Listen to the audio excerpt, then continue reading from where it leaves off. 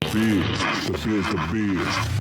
Hey, what's up, y'all? This is Jay Graham for What's the Biz 559, and we have a special guest.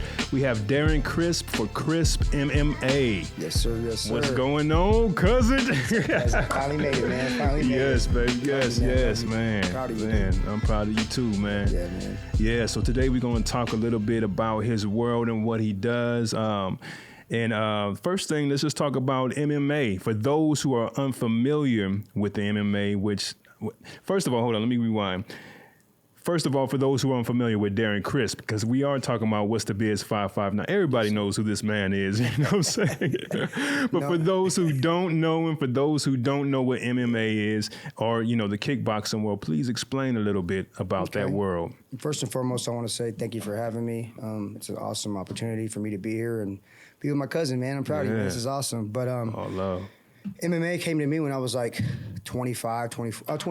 I started training, but I got into it through a friend of mine that was a professional fighter at the time, Doug Marshall, and my buddy Tom Owens, and then, you know, other guys we trained with at the time.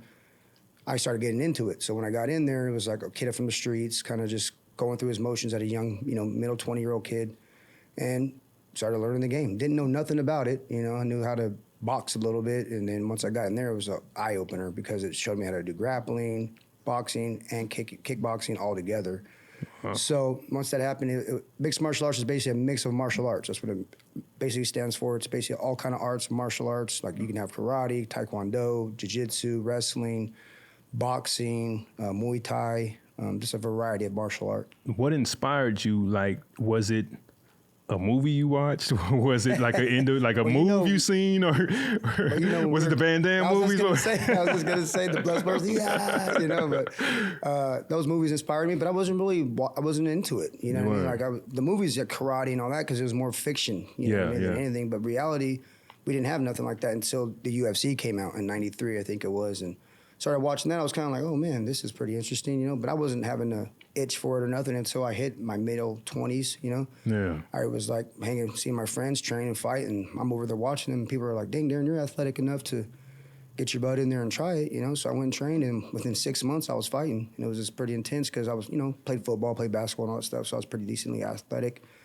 But once I got in there, man, it was an eye opener. It was like, oh man, this dude actually could beat me up, you know. Right. You know, your mind when you're growing in, you know, everyday lifestyle, you know, being around tough people, you're like, oh, I could beat anybody up in your head if you have that mindset, you know. But once you got in there, like, dude, that guy's just same size as you, but has way more techniques, you know, is way better than what you think, you know what I mean? So once I got in there and learned that, I started just getting better at it, you know, evolving in the game like everybody does, you know. Everybody's job, they evolve into something that they work hard for. So it came to me at the right time, so it kind of saved me too. You know?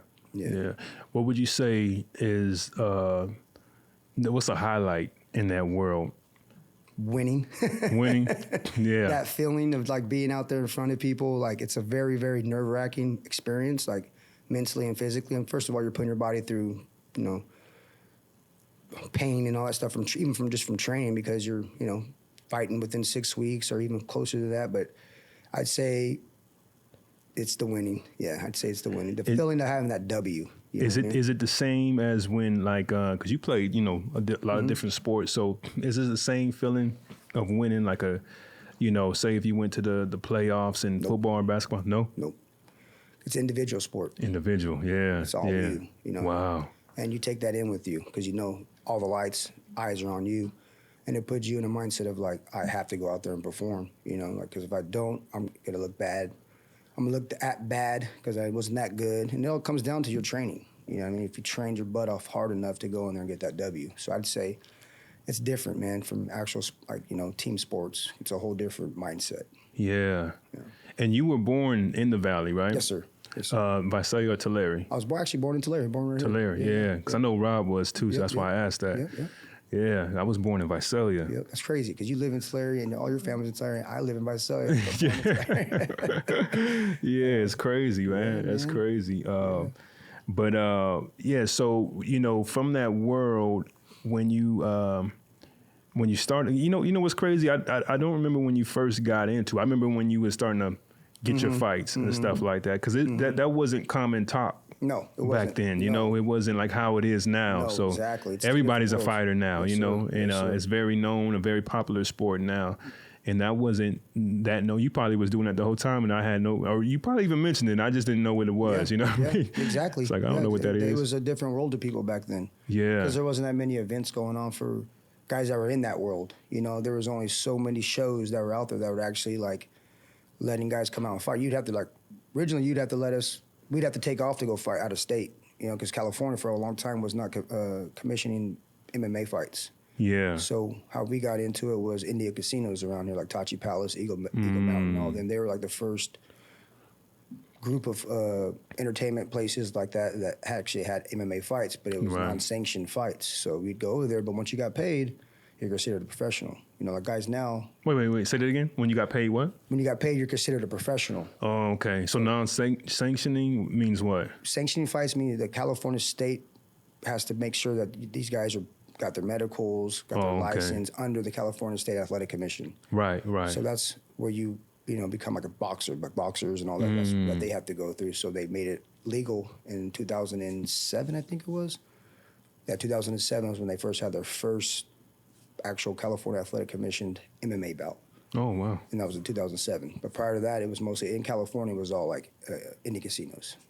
Oh, wow. Pretty crazy, man. Yeah, I didn't know that. Yeah, pretty crazy. That is The dope. first original guys, that were doing it, that were in the UFC, like big like Chuck Liddells, the Tito T's, Chuck Liddell mostly they were already fighting like at Table Mountain, doing kickboxing matches, and they'd have to go to Brazil to take fights, like Vale Tudo fights. And Vale Tudo's like no, like everything, headbutts, knees, kicks to the ground, like crazy. But then it ventured when the UFC was brought out by the Gracies and all that. They basically brought that attention, that type of style of fighting. And then California jumped on it later on in like 2007. Yeah. Okay, so this next question I'm going to ask you is going to be, for two parts because we're talking about in fighting. So what would you say is your biggest learning experience when you were fighting?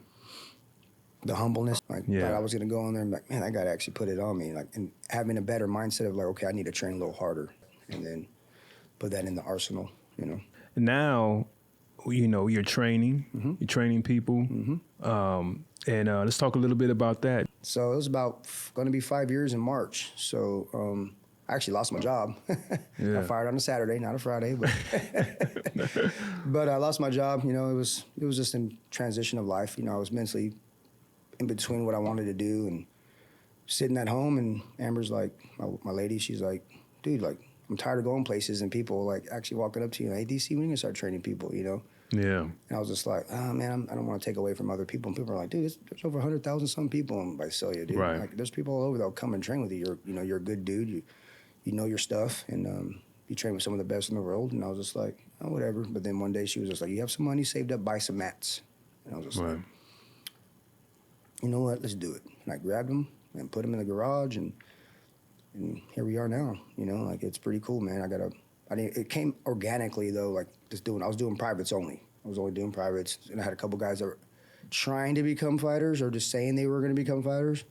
And eventually I'm like, ooh, this guy's pretty talented, like, let's see what we can do. Let's go do a little kickboxing match. Like my kid Tyler, my brother, I should say, Tyler Saley, he's up and coming. He's 2-0-1 right now in amateur fights, 559.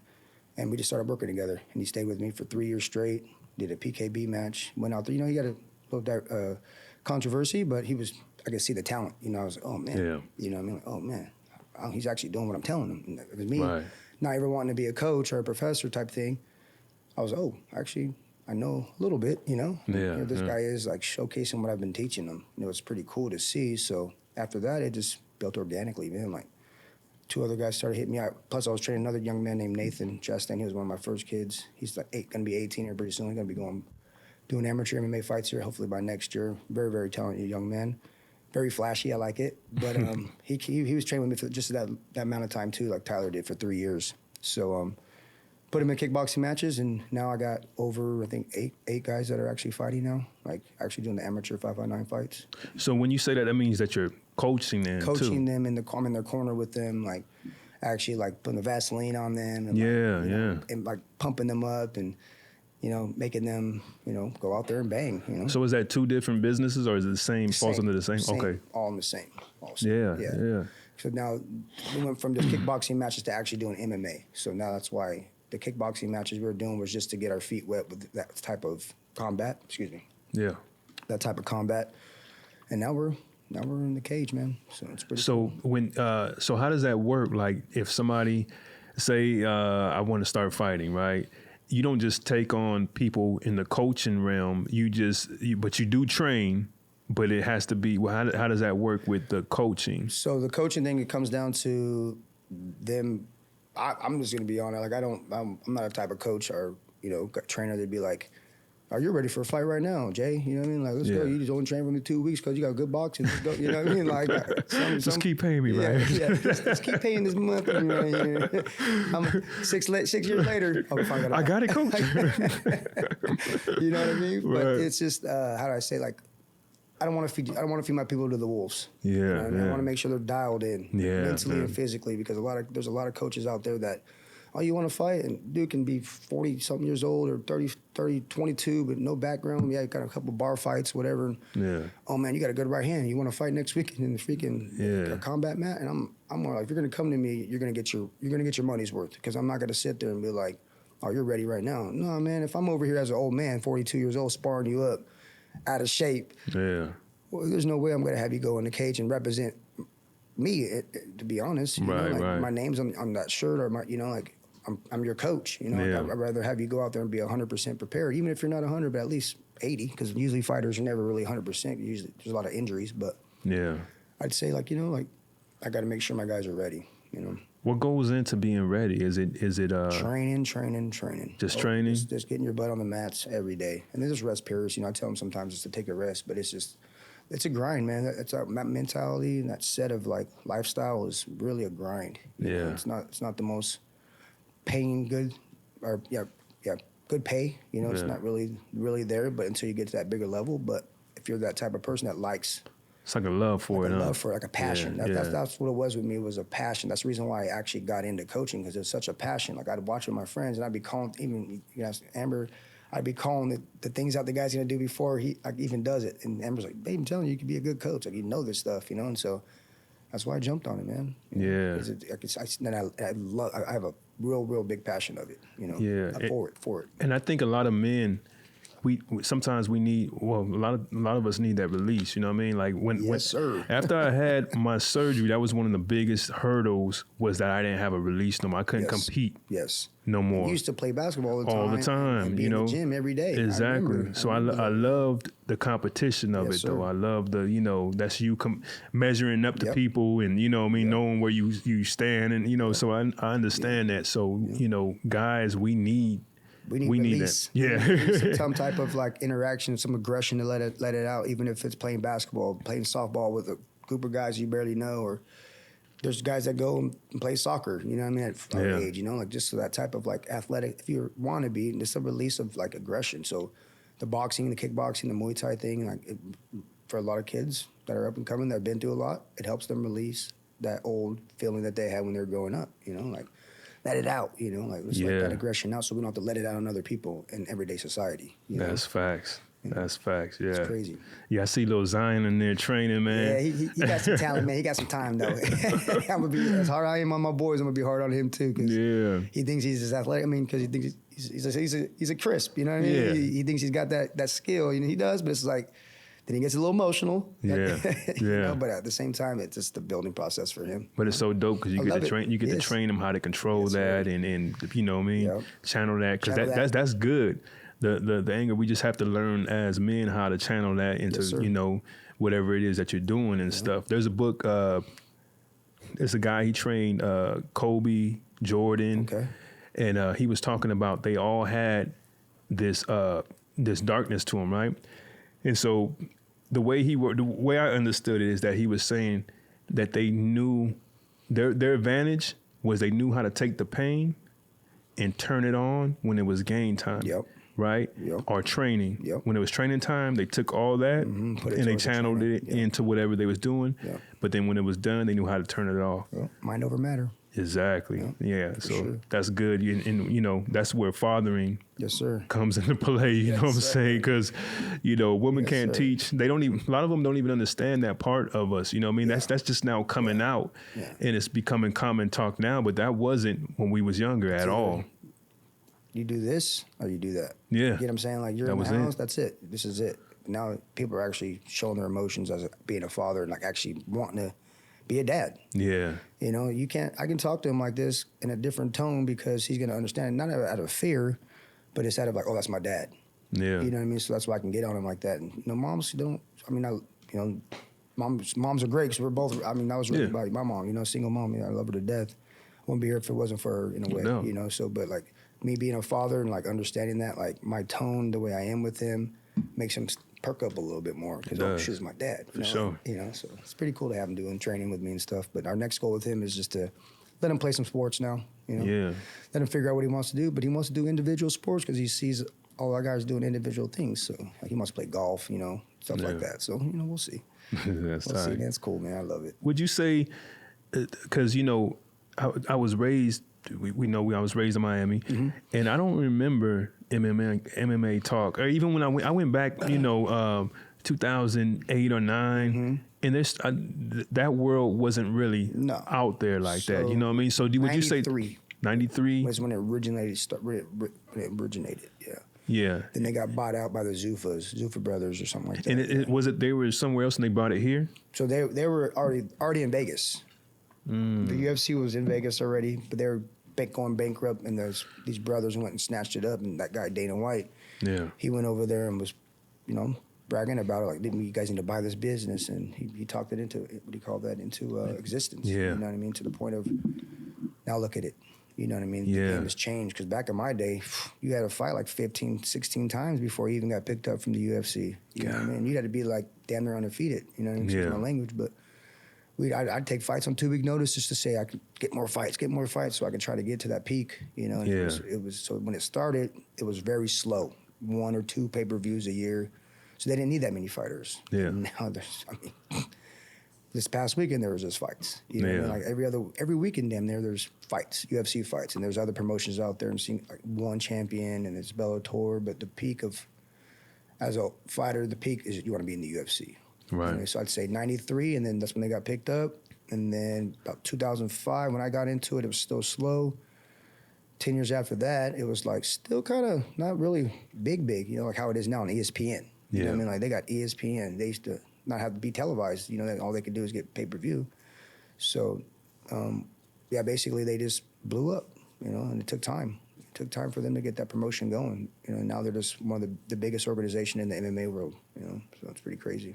That is, man. It's crazy, man. If you can just put your mind to it and go out there and make something happen, they did it. You know, now there's so many kids, like the kids I have, they have goals to get into big shows like that, you know, and if I can be a leading example by a coach to, you know, let them know, hey, man, we still got some stuff to work on before you think you can go pro or something. Yeah. You know what I mean? Like, there's peaks of way of training, and there's timing on everything. Right. So.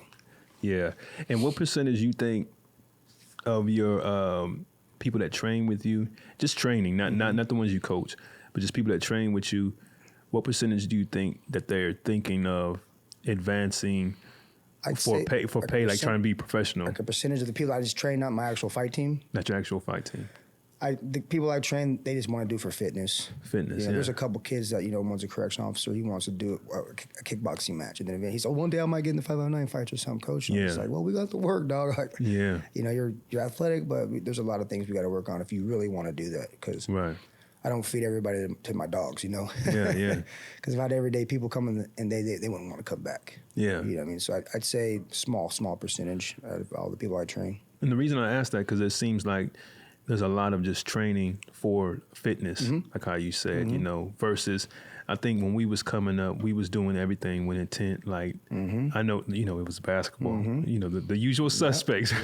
Yeah. So it was like, no, I'm gonna make it, you know what I mean? Or, Here I come, 5'2". You know what I'm saying? Or if it's music, it's like, I'm gonna make, you know, man, everything. Dr. Dre gonna have me do some producing for him. Exactly. Yeah, for so, sure. but it's cool that there's a lot more options now, and people are like, yeah, hey, I just want to be fit. I want to compete.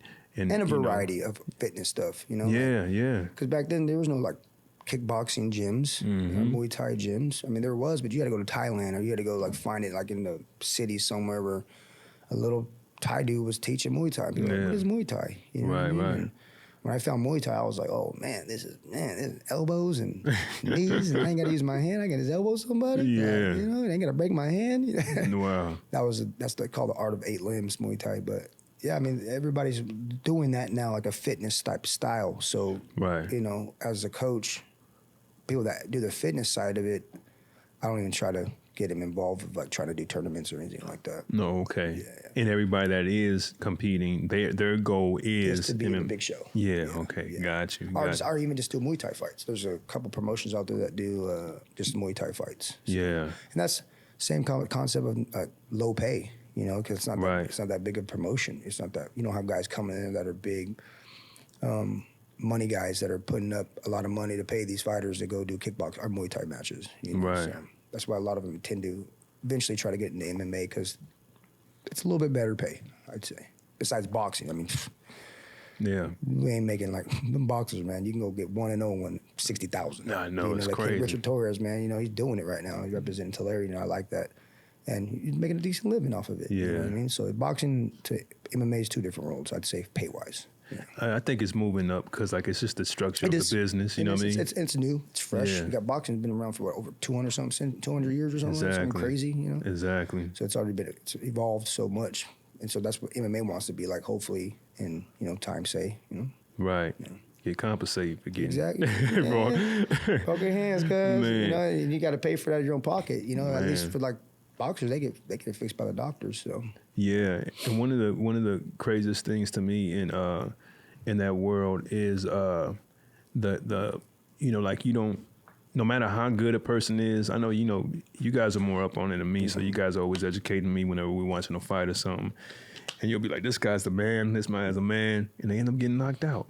So, you know, you never know in this fighting realm, you know? I've been there. Yeah. You know, how many times I've thought I was going to go in there and smash dude, you know what I mean? I was waking up like, man, did he choke me?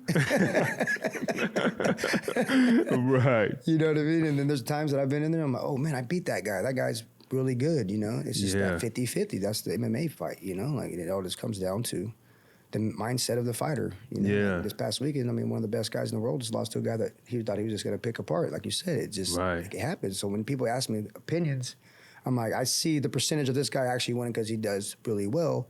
But you never know. Never know. You never know, man. You know, that guy he can spin, do whatever he wants, and land something. Next, you know, the guy's out. That's why I said it's never easy to pick. Yeah. I mean, there's some lopsided fights, but mostly when people ask me, I'm like, man, you never know.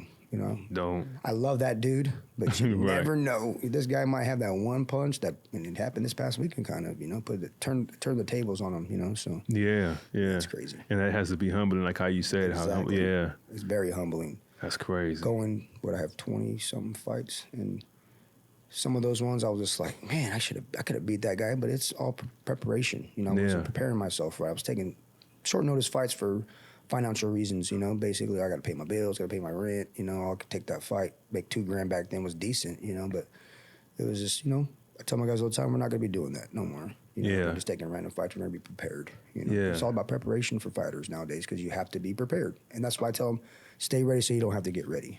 You know, if you're staying in the gym, training your butt off, that means you ain't got to get ready. You know, because it makes more sense for you to stay consistently training and learning new things as you go. And then now if fight comes up, now we can really prepare for that and be already in shape. Not to worry about, oh man, I got to go extra running because my cardio's not that good, you know. So, yeah, it's crazy. That has to be better on your body too if you're just consistent with it, huh? 100%. And rest is huge. Like recovery is huge nowadays. Back in my day, it was, my coach would be like, man, you little sissy. What are you talking about? You're taking a nap. Better get that jump rope, hit it for 5 minutes. You know, next you got a cramp in your toe. You hurting, man. But now, I tell my guys, recovery is key, man. Yeah. You got to be recovered because you can be fully potentially aware when you get in the cage, So, Yeah. Yeah, man, it's crazy. So where are we at now? Because you're open for business and stuff. So are you in where are you at now? I'm at my house. I'm doing it in my house right now. It's going to be 5 years in March. Yeah. And I gave myself a 5-year goal, a plan, basically saying by this March of 2024, I will be in the building. So Yeah. I'm doing it in my house right now. And I got a partner of mine, Doug Penny. He's down in San Diego, entrepreneur guy. Hit me up one day and was like, dude, I'm tired. He's like, I love seeing your videos. He's like, but you're overpacked in your garage, folks. Like, Yeah. He's like, it's time to move on. And so he's going to, me and him put our heads together and get into a building, man, and make it a legit, actual, storefront type of business. So that's the goal, cuz, Yeah, definitely. Yeah, man. That's what it's all blessing, about, man. Yeah. It's crazy. You're able, through your name, through your commitment to the game, you know what I mean? You're a trusted name out here, you know what I'm saying? So that all contributes, Yeah. And when you, I know you said you bought the mats and was there ever a time where you got where you was like, man, I don't know if this is the thing right here. 6 months, man. The first 6 months to that first year, Right. It was crazy because I think too it happened right when the pandemic hit. Yeah. But then I got overwhelmed in 2020. It was crazy, man, because all the gyms were closed. Oh yeah. So it was wow. Amber was like, baby, you look wore out. I was doing 10, 12-hour days. So I was like, man, I'm getting somewhere. But come to find out, once those gyms opened back up, certain people start going away because they just, okay, thank you, coach. And then, they go back to the other gyms or whatever. Yeah. But then, I had my everyday people, that stayed with me. But there was that 6 months, that first year, because it was, oh, man. Right. If I had hair, I'd pull it out. But, So what made you stick it out? God told me, man, don't give up on something that you've been working forward. Right. You put you and your family put this, into existence to try it, and look what you've already done. Yeah. And then within that second year, man, it was full fledged. So I was fully at it, and I knew, there's times even until right now, there's times I'm like, man, come on, man. Yeah. I gotta ask. It's crazy, man, because you being a business owner, it's like, certain things is like, you go to Starbucks, you pay for the drink. You know what I'm saying? You calculate. You calculate. You're like, oh, dang. But then you go to Starbucks, you don't be like, hey, can I pay you on Friday? Yeah. So like getting the income rolling right. Right. Because I hate to ask, but it's like once that was a problem of mine, but now I'm got it dialed in. Yeah. It's a learning experience. Understanding my worth, man. Mm-hmm. Understanding my worth, what I'm putting out and giving this type of energy to people every day. Yeah. Now it's me understanding my worth as a coach. Right. I'm actually in my head telling myself I'm doing something right. I'm talking to kids. I got a couple guys that used to be gang members and all that, and they're changing the path of their lifestyle. Wow. Just by me just conversating with them. Like, I've been there too, man. Yeah. You're young, dude, so that lane, man, can get you going, man. Either present dead or on dope, So, it's just finding the right timing to, keep it going. Yeah. Makes sense? Does that make sense? No, it makes a lot of sense, man. Yeah. And it's good that, the reason I asked you that is because a lot of times people may look at what you're doing and like, oh, but that's Darren. Everybody knows him. Yeah. Or, oh, he's able to do that because this and this and that. Yeah. Or he's able to do that because, so a lot of people see things and they just assume, but they don't understand that 100%, we still, like even myself, same thing. It's like you still battle with these things. Yeah. And that's why I asked you that, because it's always good for the next person to hear that. It may give them a little ammunition. It's going to be a battle, man. If you want to be an entrepreneur type of like business owner on your own and maybe have a partner or whatever, but it's a roller coaster, man. Because there's certain months where it's like, okay, 3 people done, 4 people are done. That's a financial loss right there. Yeah. You know what I mean? Because I don't have another job. This is my everyday life. Right. This is my income, So I'm over here promoting and posting things. But now I ain't gonna lie, there ain't no room no more. right. No, it's good. Yeah. That's a good thing. And that's why I asked that, because people need to hear that, because they're looking at it from the outside. I'm telling you, people are looking like, oh, well, that's because everybody knows him. Yeah. So those are excuses to get started. You know what I'm saying? Like, exactly. They're hearing the grind. They're hearing from the beginning up. You know what I mean? The horse's mouth. Yeah, exactly. Yeah. Exactly. Yeah. And so what was it like growing up in Visalia? like say, just growing up in Visalia. The 90s? Yeah, in the 90s. We old, cuz we old. Nah, you old. Just for you folks out there that don't know this, my cousin's only 2 days younger than me. But I'm getting better though, man. That's how I say. I'm getting better. You ain't getting worse. You're getting better, right?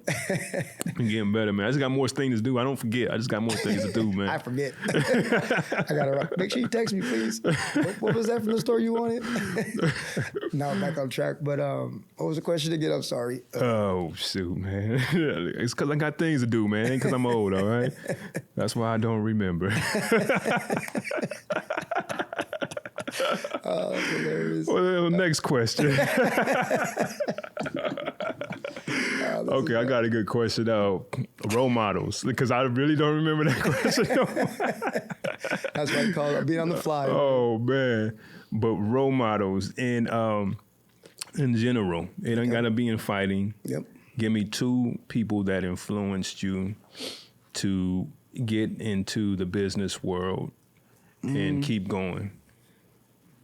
I'd have to say, You know them or don't know them, it don't matter. You know what I mean? first is my family, like my mom. Yeah. You know what I mean? Seeing what you're doing now inspired me to, you know, like to see how your ambition to consistently do your digital thing, you know what I mean? Like constantly staying on it, you know, that's very inspiring to me. And then my coach, I'm gonna say a couple people. My good friend Doug Marshall, he had me really dialed in and understanding the fight game by watching him. And Rafael Cordero, I'm a black belt under him. He's one of the MMA legends out there, up and down the world. You know, he's known everywhere. Wow. I say them, and then just God. Word. You know what I mean? Those I'd say those few people right there. You can't lose with Can't God. lose with God, man. You can't. He's backing you up. He's gonna back you up all the way. Exactly, man.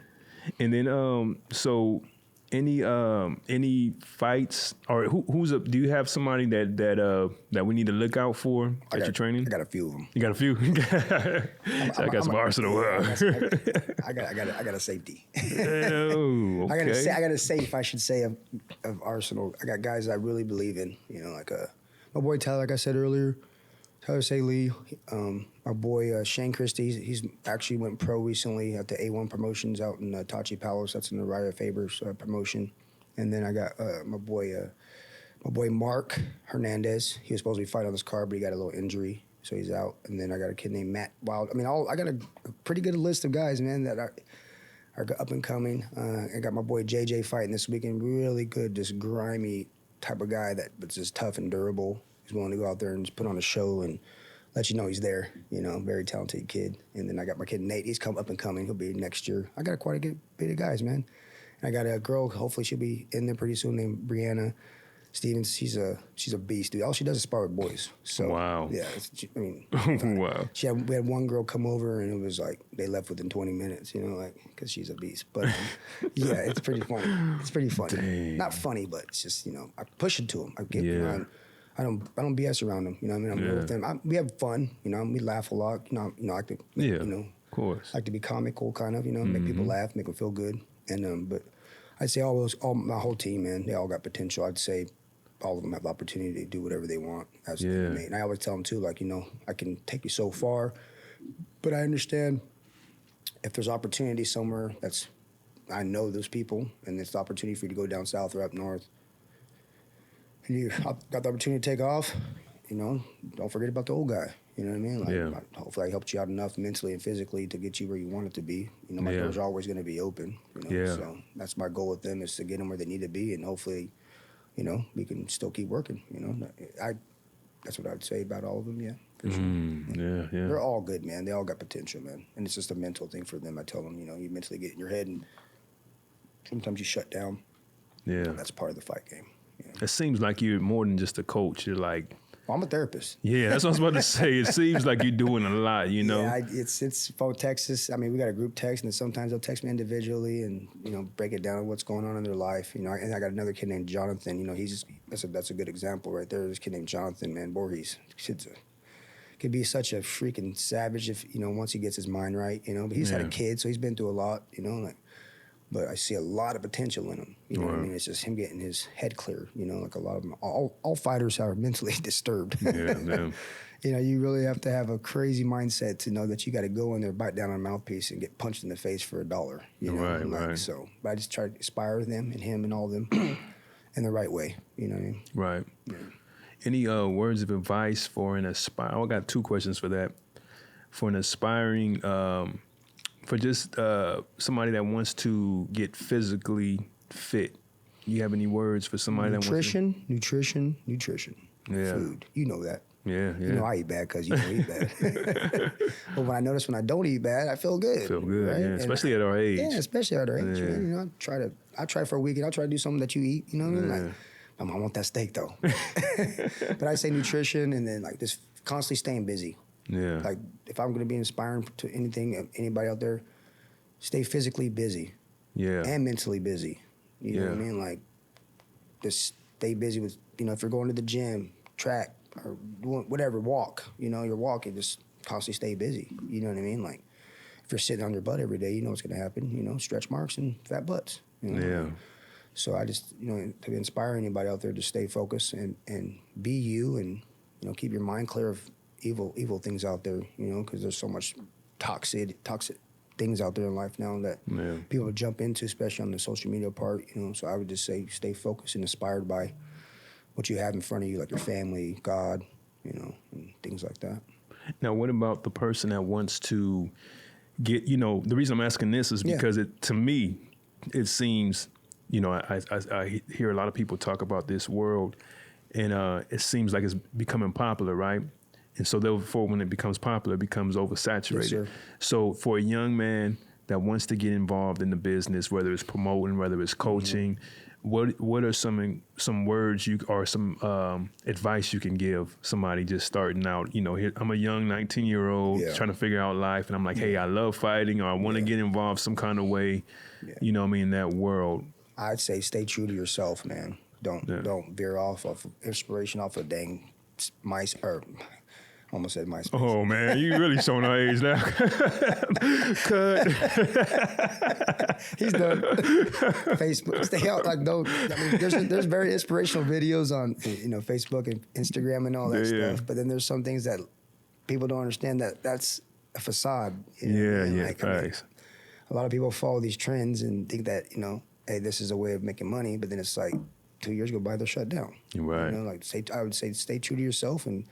Don't believe all the BS you see on our social media. You know what I mean? Like, so those people are still. I mean, they're still pushing. I respect that, but at the same time, not all of it's true. You know? So I'd say just stay grinding, keep that head down, and stay focused on your task at hand that you really want to work. Your business, your entrepreneurship mindset. Stay true to yourself, man. You know? Yeah.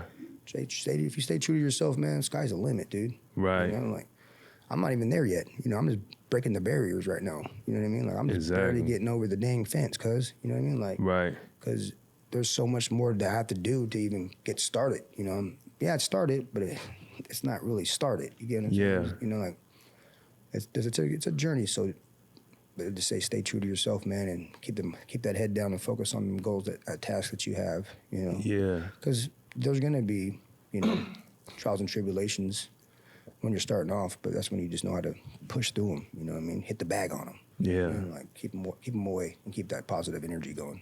Yeah. And it's a marathon, man. It is, man. Because it's always a different level, man. Just rest that man's soul, man. Yeah. Like, it is a marathon, man. And when that young man got passed, I was like, dude, everything he was saying, like it's a marathon. Life is a marathon, man. You just can't go out there and just be successful right off the bat unless you just got stuff handed to you. Right. You know what I mean? But for you to be like you said, the marathon thing, like you got to understand it. It's not a race, like he says. It's a marathon. Yeah. So stay true to yourself, man. Right. Any books that you read lately, like or a book that you have that that's changed your life, whether it's audio book, paperback book. I'm not a big reader. What about podcast? So podcasts, I watch that Joe Rogan every once in a while. Yeah, I watch your guys' podcast, very inspirational. Like especially all the people you guys bring in here, all like the therapist type folks. You know what I'm saying, the mindset people and all that. I really, really respect that. That's you guys, Joe Rogan.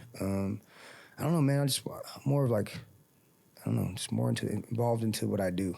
Yeah. No, there's nothing wrong with that. I'm inspired. Like, well, not inspired, but like, I'm books. I'm not a really big book reader. But you know what that tells me? It tells me that you already know what you need to be doing. Yeah. You know what I'm saying? Yeah. And you're more involved in just doing that. You know what I'm saying? I wake up every day to be like, all right. I mean, I get quotes. I'm a big quote guy. Yeah, I love reading quotes that motivate me in the morning. You know, I hear somebody say something, I'll play it over like 5 times. Nice.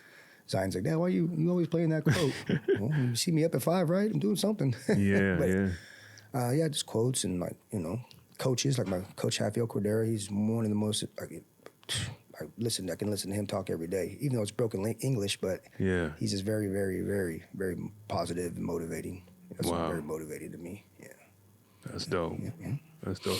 So anybody, because I know y'all packed and stuff, but can people still get in contact with you to train and stuff like that? I still got a couple openings, like mornings, if anybody out there that wants an early morning session, or even after 7 p.m., I'm starting doing classes again, or actually like one-on-one training right now. And then eventually, when I get to, I'm at a point right now, one-on-ones are basically done because I'm going to have to start doing group classes again. Yeah. But I have my fight team, and I don't have no other classes yet. But when I do open up, I'm going to have a kids class, a beginners. Nice. Another thing I do is with women, I make sure they are self-defense aware. Like I train them like that. That's going to be great, yeah. To where they'll be able to walk comfortably to their car. That's great. You know what I mean? That's really good, yeah. And then kids alone, I can't stand bullies. I was bullied myself for a long time. So it's like kids, I'm like, you know, I want to train a lot more kids, but right now I'm kind of like tied to a couple of them because some kids are very shy. Yeah. You know, they don't want to be around big groups. You know, right. Some females don't want to be around a bunch of females. You know, so. But eventually, by my next open up next year, I'll have all those classes: the kids class, beginners, self-defense, intermediate, and advanced. Oh, and now remember I asked you about learning experience with fighting. What about in business?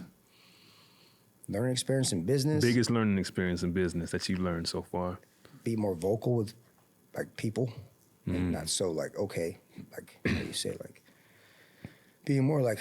Not passive? Not passive, exactly. Right. Not being so passive, like, oh, it's okay. It's okay. Yeah, you know what I mean? That's all right. Don't worry about it. Oh, you missed this class. Oh, I'll make it up for you. But it's, you know what I mean? Like, well, now that's taken away from the time I'm supposed, you know? Like, I understand. Because that's a cultural thing. It is. Because the way we was raised is so loving. And, you know, when you don't have, it's like, oh, here you go. I don't want them to be mad at me. Right. You know, I don't want them walking out like, oh, man, like, he asked me for this and that. And I'm like, I'd rather be like, it's all good, man. You know, it's all good, dude. Like, don't worry about it. It's good. You know, like, passive. That's a good one. Yeah. It's just, you know, it's part. The business thing is, I'm learning how to be not aggressive, but just more aware and open to actually asking. You know, or telling. Telling. You know? Not asking, telling. Telling. You know? And being more confident, like you said, the way we were raised, the love and push away any type of negativity things, you know, that's going to make us feel like we did something bad. Right. You know what I mean? Because I'm willing to make sure everybody's happy. I want everybody to be happy. And if they're mad at me, I'm going to be, hey, man, I apologize. You know, what did I do? And to the point, it's like, all right, bye. Yeah. But now it's like, I got to just be able to tell, like you said. Yeah. I just, you know, go out there and grind, man. You know what I did? It might be bad, but I look at it. I say it's either you or my family.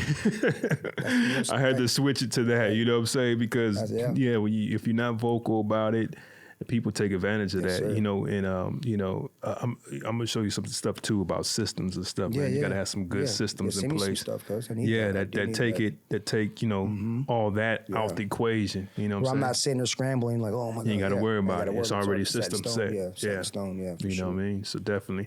Last question, man. 5 years from now, I want to hear it from the horse's mouth. Where we at? Multiple buildings is the goal. Yes. I want to have more than one. I want to have at least one here in Tulare eventually. Yes. And then keep the one in Visalia, and then I'll be able to, what the goal is, because our Muay Thai system is under like a Jiujitsu system. We have belts. So I'm a black belt under Hatfield Cordera King's MMA. My goal is to have black belts under Crisp Muay Thai MMA. To the point where I can have them wherever they want to venture off to, and they can affiliate it with, you know, the same, my school opening one up in maybe in Fresno or something, and I want Tulare, you know, I have one of my black belts here. I have my one in Visalia eventually, because the multiple buildings, not millions, I don't want like a in shape or like a 24-hour fitness. You know what I'm saying? So we going commercial here. We going. Nah, I'm trying to do all that. Yeah, we get on the stock market. Still want to kind of be like invest, you know. I want to invest in a Christian way. What's the percentage again? No, it's like still keep it kind of like a mom and pop shop kind of. Yeah. Very, very family orientated. You know what I Yeah. mean? Like where people just are comfortable with everybody there. You know what I mean? Like, Right. every parent, like, when I open up, we want to do barbecue stuff. Like, let's make it mom and pop's place, but I want to be able to have multiple places. Right. Where I can go, where I can go and do seminars, 'cause Yeah. eventually my guys, I know my guys, some of those guys, a lot of them will be in the big shows. I Yeah. have that much confidence in them. Yeah. That's So great. I can be like, hey, yo, you're black, but where you moving to? The coast? Hey, man, what's up, man? Yeah. Want you to start a business out there? I'll help you start it, Right, right. Foundation for it. Like, Yeah. and You get plant it, the seeds. plant the seed, exactly. Yeah. Here and there. And Yeah. that's the goal, cuz. Yeah. Big goal of mine, to be honest with you. No, that's great, man. And then that's why we want to hear it now. So sir. 5 years from now, we can look back like, hey, he said it. Yeah. And you said it on here. Hey, I love you, You know what I mean? I love you too, man. Yeah, thank you, I'm man. so glad you came. Thank you for having me. Yes, for sure. And thank you for sharing the story, because, Thank you, man. to the world. And we want to thank everybody for tuning in. Darren Crisp, what more can we say? You know what I mean? We appreciate you, brother. Thank Keep you. going. Thank you, Keep guys. fighting. Appreciate Keep that. doing your thing. I know I wish you nothing but success. I know you're going to be successful in everything that you do, Same man. to you, man. Same to Much you. love, man. I love you, man. Love you, guys. Yes. Thank you for tuning in, man. We'll see you later. Peace.